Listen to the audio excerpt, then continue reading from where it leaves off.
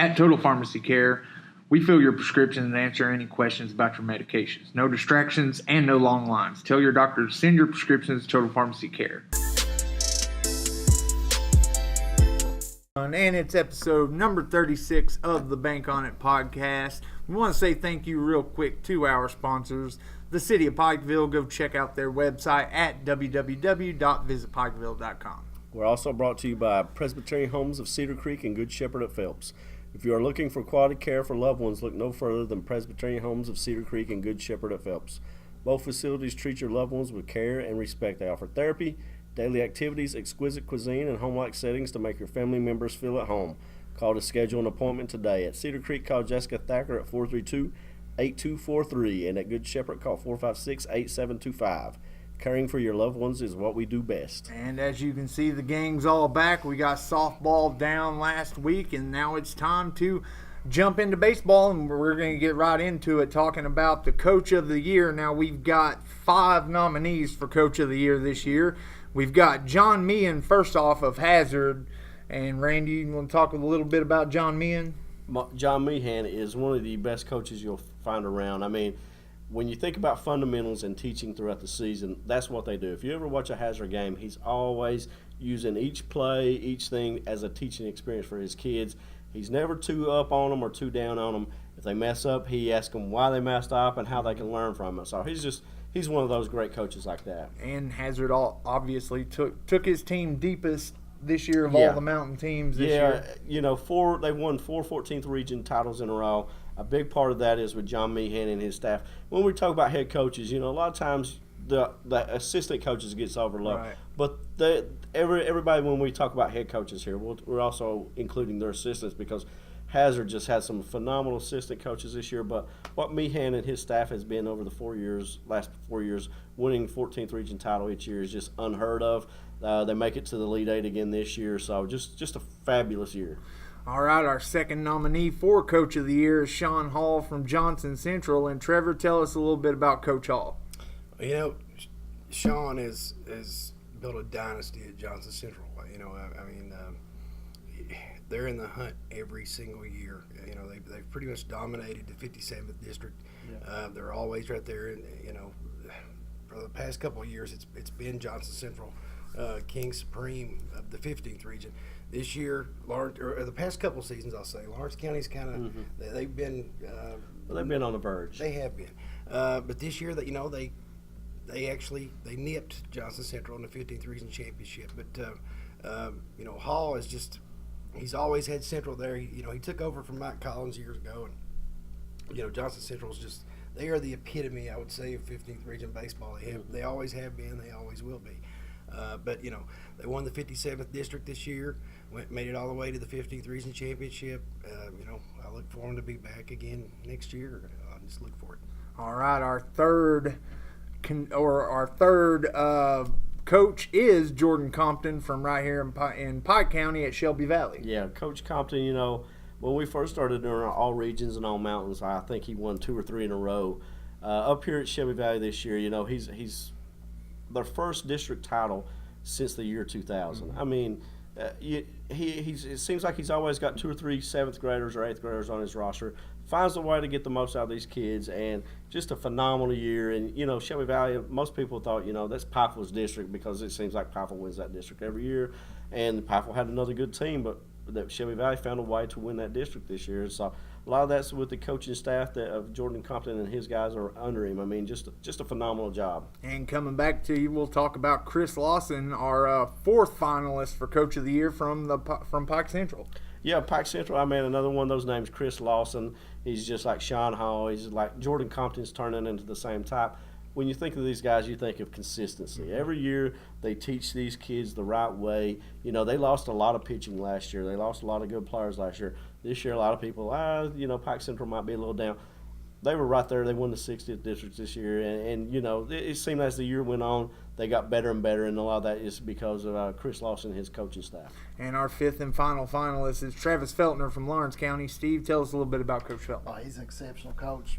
Obviously led Lawrence County to the region title this season, but it's a Lawrence County team that's really built over the years and tradition-rich program like Johnson Central, but also it's one that via realignments kind of skipped around on districts and able to settle into the 58th district last season, and it's really put together a good run against those Floyd County teams. But it's a program too that has a lot of underclassmen coming back and should be solid for some time to come. Well, listen, we can only have one. We want to say congratulations to all the finalists, but when it's all said and done, it's Coach Meehan from Hazard and Randy. That was it was just a combination of the whole year. Yeah, it's just a combination of what they done this year. They go to the Elite Eight. Last year they go to the state semifinal. I mean, it's just consistency. This team had 4 seniors. They were the leaders of the team. They listened to the Coach Meehan and his staff, and they executed their plans out in the field. So Coach Meehan is just, you can never go wrong. You can name him a coach of the year every year, just like the other guys on there. So Coach Meehan, we thought he did a little bit more with his staff and his players, so we gave him the nod this year. All right, so stick around and check out. We've got a interview with Coach Meehan from Hazard, and congratulations to our Coach of the Year. Well, a lot of credit I'd like to give to my assistant coaches. Without them, one man can't control an entire team. So I have so much faith in these coaches that they have particular jobs within what we do as a system, and we work very well together. When you have 4 kids, 4 seniors, to be able to come back with the experience that they had in the Final Four, it just rubs off onto the younger players. It's tremendous looking at the accomplishments of what these seniors have done over the last 4 to 5 to 6 years, and I'm not really going to realize until about this time next year and say, where are they? Yeah.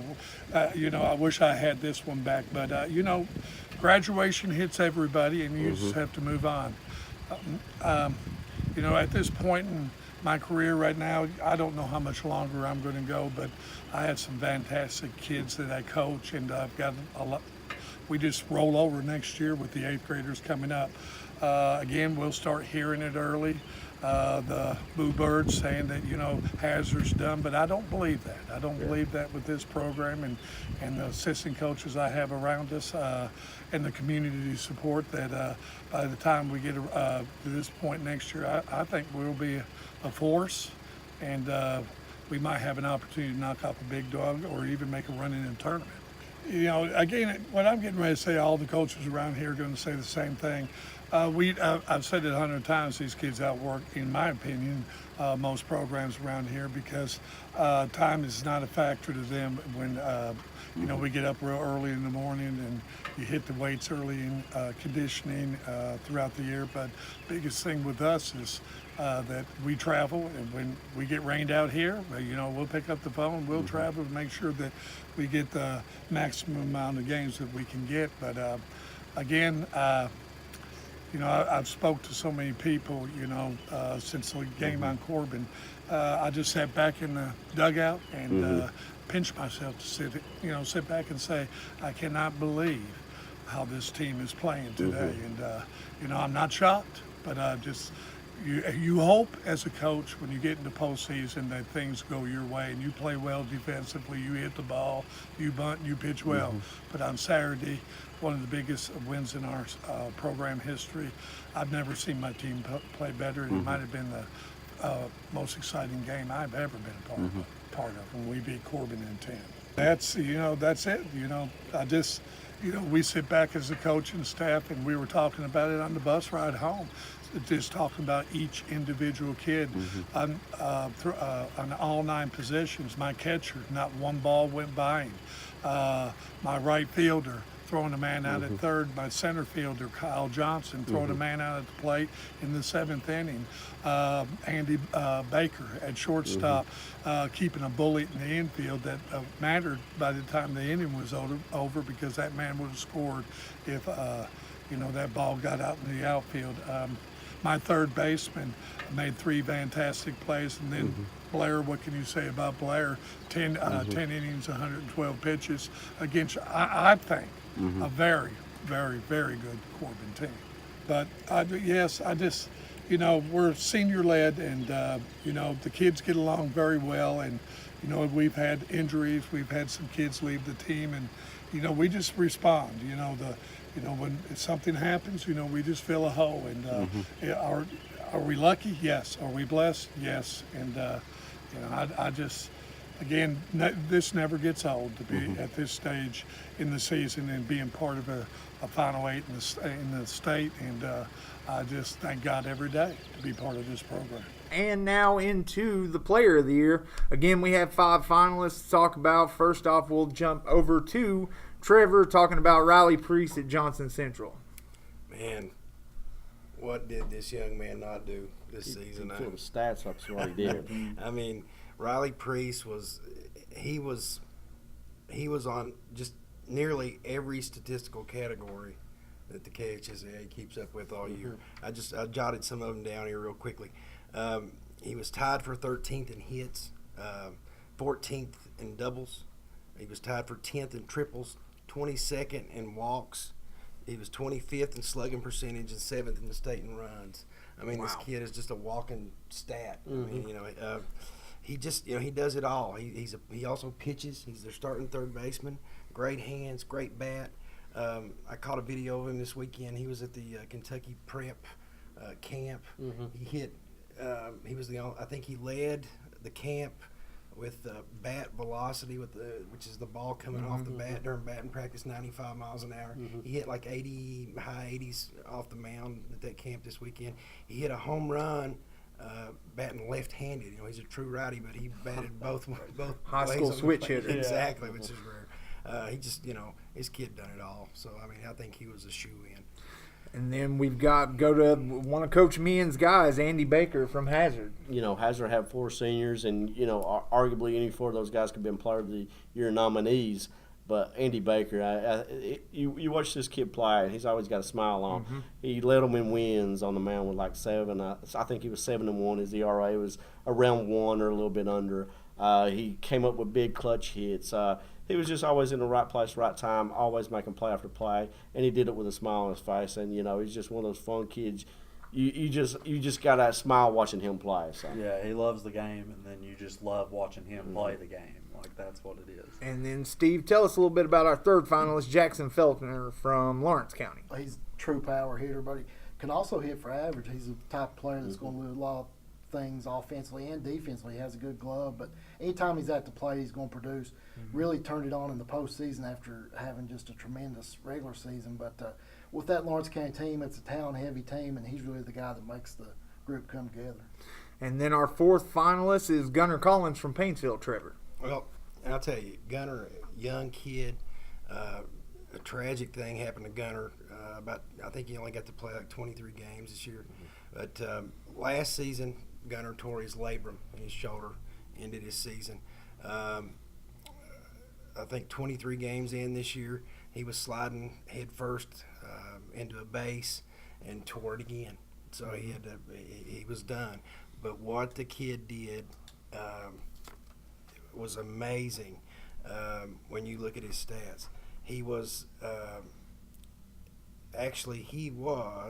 and I looked this up just a second ago, he was tied. Actually, he was 13th in the state in batting average, batted .507 in 23 games. Wow. I mean, he was like Priest from Johnson Central. He was in just about every top 10, top 20 statistical category there was. He was at one time in the top 5 in state in home runs, but that was before his injury. Young kid, he's going to be coming back. He's a great player. For what time he played, I think we kind of all agreed that he deserved it to be on one of the finals.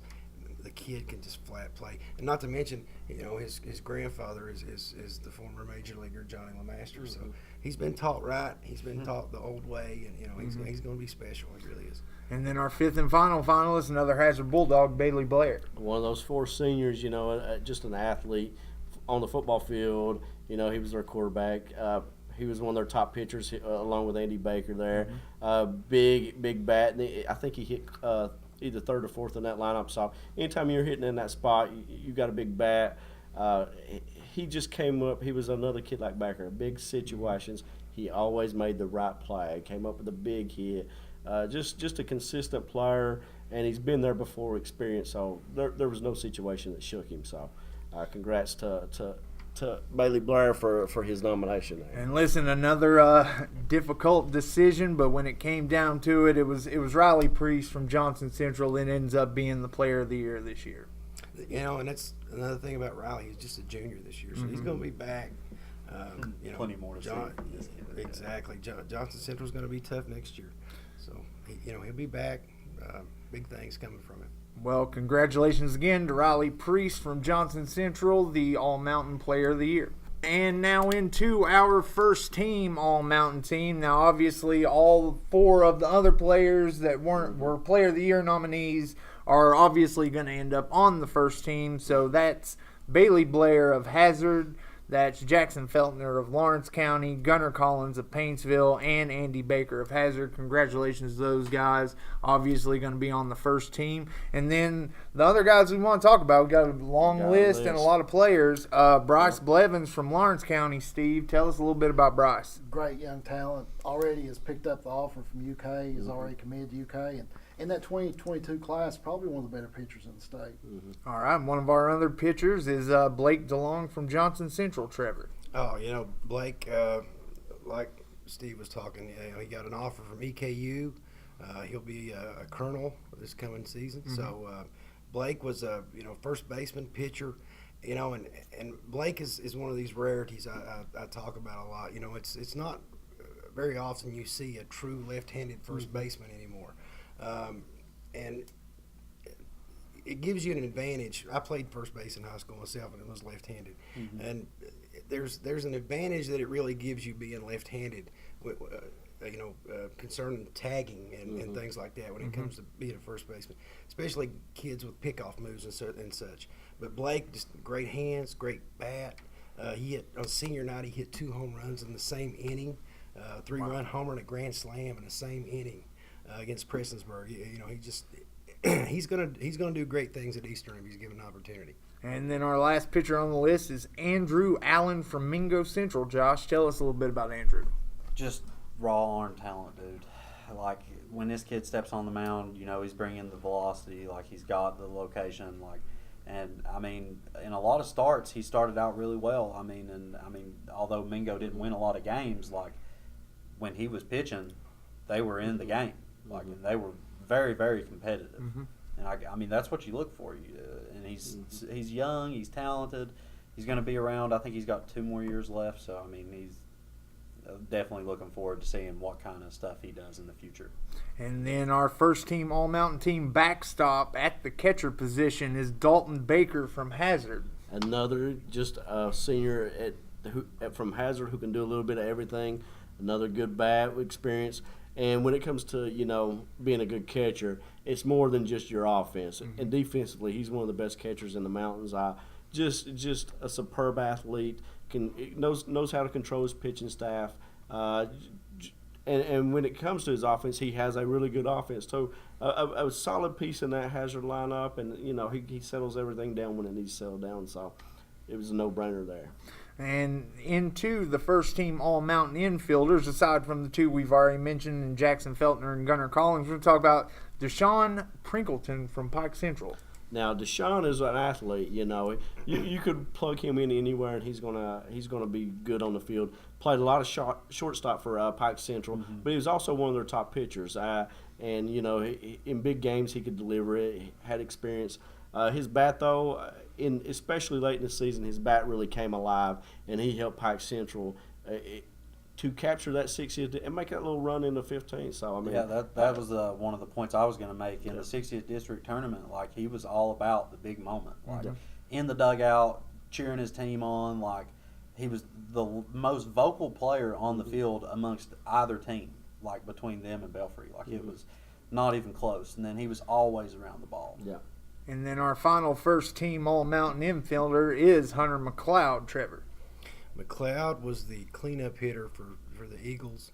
Let me tell you, McLeod's young, big bat. He's he was ninth, and he was tied for 9th in hits, 25th in RBIs in the state this season. He's special.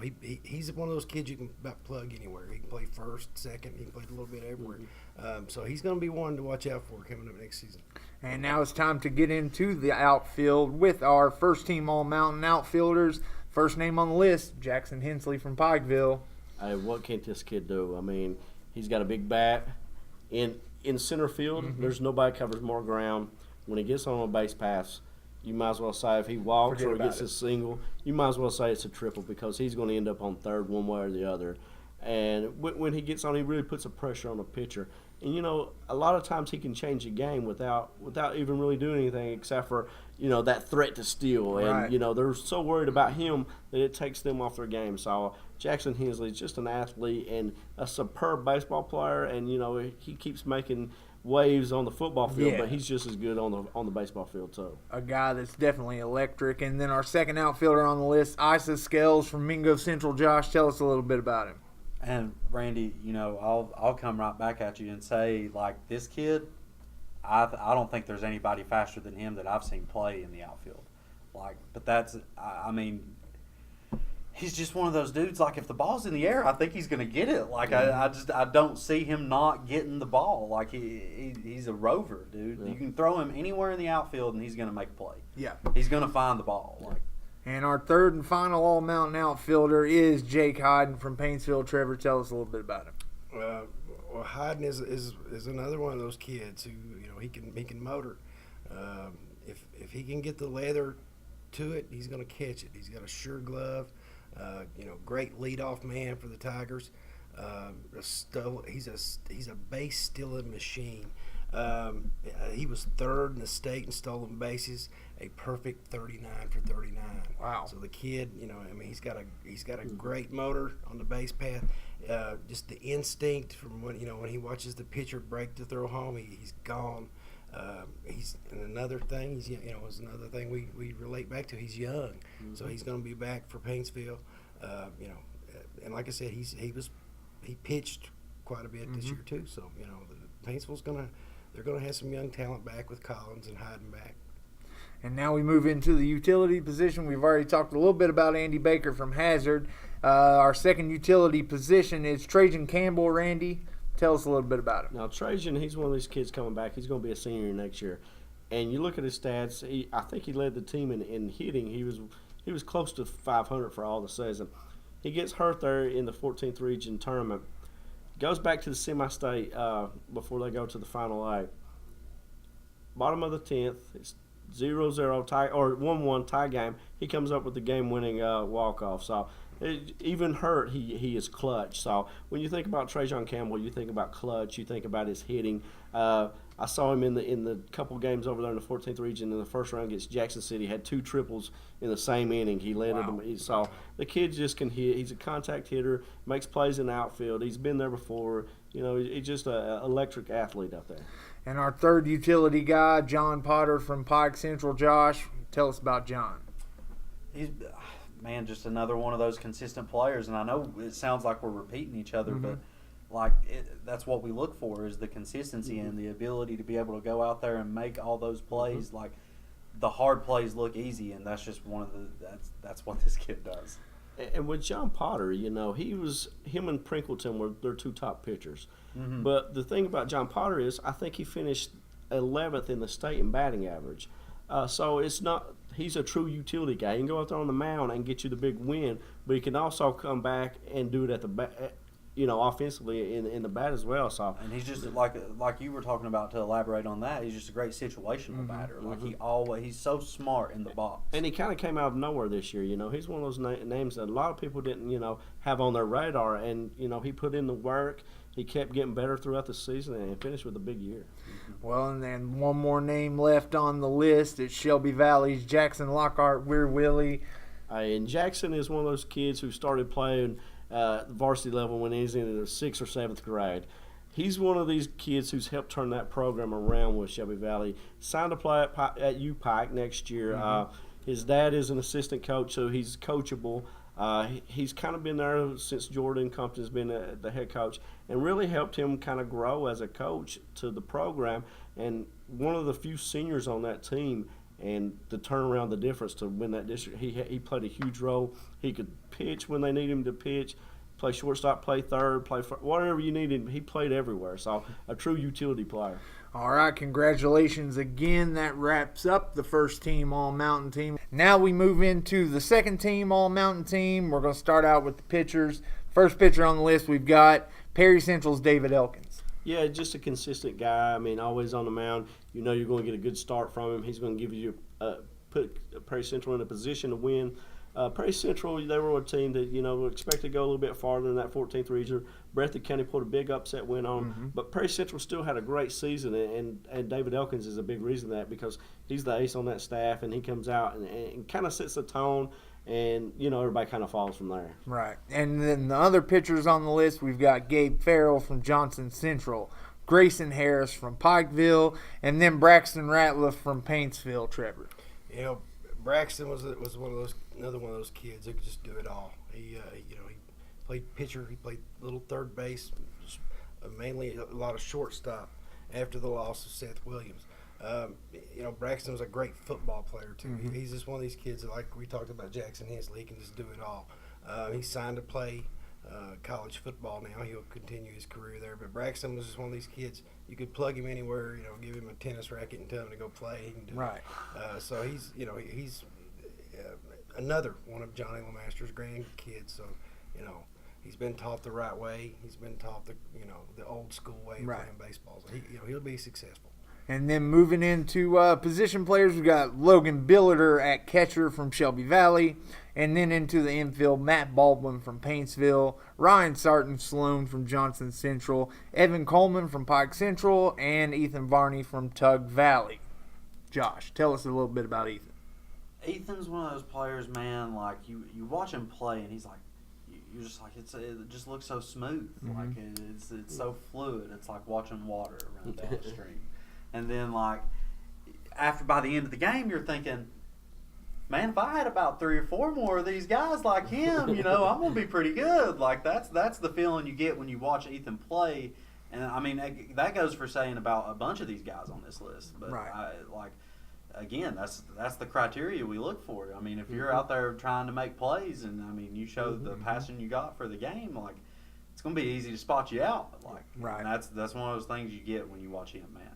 You see a kid that he does it all, like played several positions, played catcher, played almost everywhere in the infield, pitcher. So, I mean, he's just jack of all trades. He's my dude. And moving into the outfield, we got a pair of teammates from the Pikeville Panthers, outfielder Connor Wright and Nate Brown. The last outfielder on the list, Kyle Johnson from Hazard. And then moving into the utility positions, we got Avery Browning from Belfry, Ryan Couch from Perry Central, and the last player on the second team, All-Mountain teams, Caleb Hager from Floyd Central. Steve. He's just a true utility player, plays second, plays shortstop. Also one of the top pitchers for Floyd Central. And with that lineup, he's going to bat near the top of it, and really an integral part for Floyd Central to make it to the 15th regional tournament.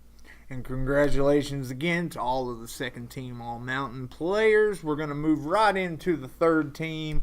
We've got, starting out with all the pitchers, we've got Hunter Mullins from Shelby Valley, Keaton Taylor from Belfry, Brandon Turnmeyer from Phelps, and Barron Ratliff from Paintsville. Moving into the position players, we've got Chase Mead from Johnson Central. Infielders are Garrett Clevenger from Phelps, Ryan Gibson from Paintsville, Jarrett Napier from Hazard, Grant Davis from Johnson Central. Going into the outfield, Samuel Brown from Shelby Valley, Tanner Wood from Pike Central, Carson Poe from Paintsville. Then the 3 utility guys, we've got Matt Combs from Floyd Central, Peyton Burke from Prestonsburg, and Dakota Vance from Tug Valley. Congratulations to all the third team All-Mountain team players. And, listen, this is talent rich. We've got a bunch of guys that deserved honorable mention. Start out with Gabriel Brown, Lincoln Billiter, and Mikey Mullins, all from Shelby Valley. Dalen Goad from Mingo Central, Jace Dotson from Mingo Central, Noah Rose from East Ridge, Michael Baldridge from East Ridge, and Hunter Farrell from East Ridge. Alex Vance and Justin Hall from Tug Valley, Seth Elkins, Riley Dotson, Jordan Blankenship from Phelps, Zach Bentley, Chase Hamilton from Betsy Lane, Chase and Logan Conley from Floyd Central, Braden Sloan, Aaron Shephard from Prestonsburg, Brett Coleman from Belfry, Tate Walters, Lucas Justice, Brody Birchfield, all from Pikeville, Hayden Fleming from Jenkins, Mason Lovely from Magoffin County, Braden Cottongame from Perry Central, and Drake Potter from Pikeville. And then the last name on the list, a guy that probably maybe could have ended up, but definitely a little bit higher, Seth Williams from Paintsville. He could have arguably been Player of the Year. Just an unfortunate situation with Seth. Kind of quit midway through the year. 18 games, he had 10 home runs. Most of the year when he was playing, he was the leader guy. He was the top home run hitter in the state, one of the top RBI guys in the state, just a phenomenal athlete. So we can't overlook what he done. Right. But we can't, put him at Player of the Year or top 5 candidate or something like that. He only played a handful of games, but man, what a talent. And listen, all these guys are very deserving. I mean, I think if you can draw any conclusion from this, there's just, like all sports, so many players, so much talent all across the mountains. And, we want to say congratulations to everybody on the first, second, and third team, all mountain teams. Our Player of the Year, Riley Priest from Johnson Central, and the Coach of the Year, John Meehan from Hazard. Congratulations again from all of us. And listen, we'll be doing it again come football season. We'll be looking at the all mountain teams again. Yeah, that would be our next all mountain team coming up. But before we head out, we got to thank some guys who helped us out throughout the year. The Bluegrass Sports Nation and Brendan Miller up there, tremendous work they do. Those guys take some of the best photos. They're covering stuff over in the 14th region. I mean, they've helped us out tremendously this year. We've got to thank Todd Warner up at Shelby Valley. He's helped us tremendously with photos and information.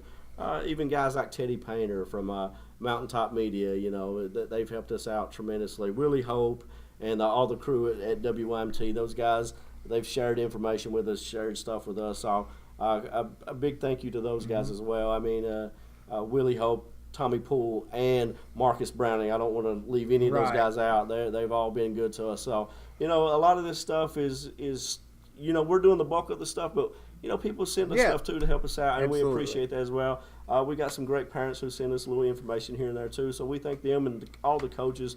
They work with us as well, so we have to thank those guys as well. And Josh, Trevor, Steve, Randy, all you guys do a great job of covering all these sports in the area. Corey Vance behind the camera, and thanks again for joining us for another episode of the Bank On It podcast. We'll see you next time for episode 37.